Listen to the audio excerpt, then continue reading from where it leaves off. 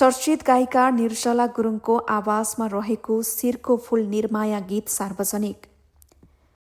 जीवन साथी संस्कारी पार्यो मेरो मनमा, खुसीको बिउ छर्यो घर त बेसी गाउँ, आफैले जानी छेउ मैले के सिकाउँ, आफैले जानी छेउ मैले के सिकाउँ। जीवन साथी संस्कारी पार्यो मेरो मनमा। मन्दिर छ र देवतालाई पूजेको तिमी छौ र यो मन बुझेको। नमस्कार सम्पूर्णमा, म लोकता दोहोरी गायिका निर्जला गुरुङ।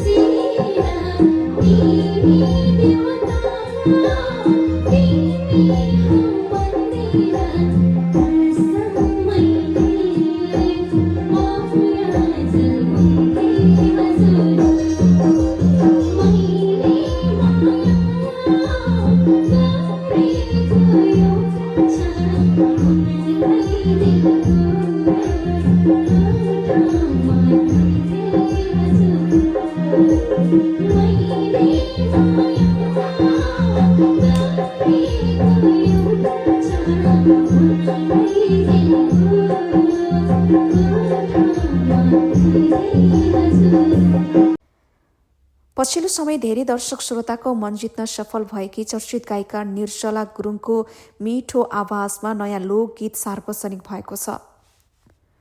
उनको आवाजमा शिरको फूल निर्माया गीत सार्वजनिक भएको हो। उक्त गीतमा चर्चित गायिका निर्जला गुरुङसँगै हेमन्त आलेको पनि आवाज सुन्न सकिन्छ। शिरको फूल निर्माया दीप गुरुङ युट्युब च्यानलबाट सार्वजनिक भएको छ। माया प्रेमको भाव बोकेको यो गीतले श्रोता तथा दर्शकमा सकारात्मक प्रतिक्रिया पाइरहेको छ। निर्जला गुरुङले छोटो समयमा धेरै दर्शक श्रोताको मन जित्न सफल भएकी गायिका हुन्। उनले दर्शक श्रोताको मन जितेकै कारण देश तथा विदेशका सांस्कृतिक कार्यक्रममा पनि निकै व्यस्त देखिन्छन्। निर्जला गुरुङको आफ्नो युट्युब च्यानल पनि रहेको छ। उनको युट्युब च्यानलको नाम निर्जला रोदीघर हो। निर्जला रोदीघर युट्युब च्यानल हेर्ने हो भने उनले सार्वजनिक गरेका गीतहरू मिलियन भ्युजमा पुग्न सफल भएको देख्न सकिन्छ। उनी विशेष गरी लाइभ दोहोरी कडा गाउन सक्ने गायिका हुन्। उनले चर्चित गायकहरूसँग कडा लाइभ दोहोरी पनि गाएकी छिन्। लाइभ दोहोरीसँगै विभिन्न एल्बमहरूमा पनि आफ्नो कडप्रिय आवाज दिएकी छिन्। चर्चित गायिका निर्जला गुरुङ निकै मेहनती गायिका हुन्। उनले विभिन्न कलाकारहरूसँग सहकार्य गरेर धेरै गीतहरू गाएकी छिन्। निर्जला गुरुङ केही समय अगाडि अस्वस्थ भएकी थिइन्, तर अहिले भने उनको अवस्था सामान्य भएको छ। उनी फेरि स्वास्थ्य अवस्था सामान्य भइसकेपछि आफ्नै लोकदोहोरी क्षेत्रमा र आफ्नै युट्युब च्यानल मार्फत सक्रिय देखिन थालेकी छिन्। नेपाली लोकदोहोरी तथा लोकसङ्गीत क्षेत्रमा निकै नै चर्चामा आउने दुई गायक गायिका हुन् निर्जला गुरुङ र चिज गुरुङ। उनीहरू गोर्खा जिल्लामा जन्मिएका गायिका हुन्। उनीहरूको गोर्खाबाट सुरु भएको सङ्गीत यात्रा आज देश विदेशसम्म फैलिएको छ। आवाजमा निकै नै मिठास रहेको छ चिज गुरुङ र निर्जला गुरुङको। निरन्तर मेहनत र सङ्घर्षका कारण उनीहरू अहिले दर्शक श्रोतामाझ निकै नै लोकप्रिय बनेका छन्। निर्जला गुरुङ गोर्खाको दिप्लिङ खान्चोक क्षेत्रमा जन्मिएकी हुन्। सानैदेखि गीत सङ्गीतमा निकै नै रुचि राख्थिन् निर्जला गुरुङले। निर्जलाले गाउँघरमा हुने मेला, विवाह, रत्याउली तथा विद्यालयका कार्यक्रममा गीत गाएर आफ्नो सङ्गीत यात्रा सुरु गरेकी थिइन्। कुनै पनि औपचारिक सङ्गीत शिक्षा भने निर्जला गुरुङले लिएकी छैनन्। आफ्नो मेहनत र अभ्यासबाट मात्रै उनी राम्रो गायिका बन्न सफल भएकी हुन्। निर्जला गुरुङको जीवनमा धेरै सङ्घर्ष भयो। राम्रो गायिका बन्ने सपना लिएर उनी 6 वर्ष अघि काठमाडौँ आएकी थिइन्। सुरुमा दोहोरी सासमा काम पाउन उनलाई निकै गाह्रो भएको थियो। धेरै ठाउँमा उनको आवाजलाई विश्वास गरिएको थिएन। तर पनि निर्जला गुरुङले कहिले पनि हार मानिनन्।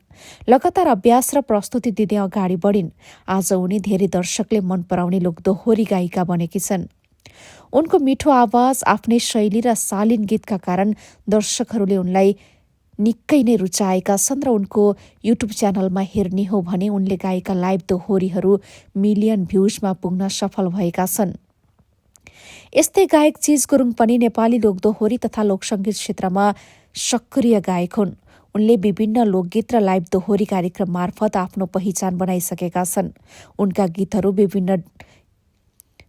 उनले गाएका गीतहरू युट्युब च्यानलमा हेर्ने हो भने मिलियन भ्युजमा पुग्न सफल भएका छन्। अहिले गायक चिज गुरुङ निकै नै लोकप्रिय बनेका छन्।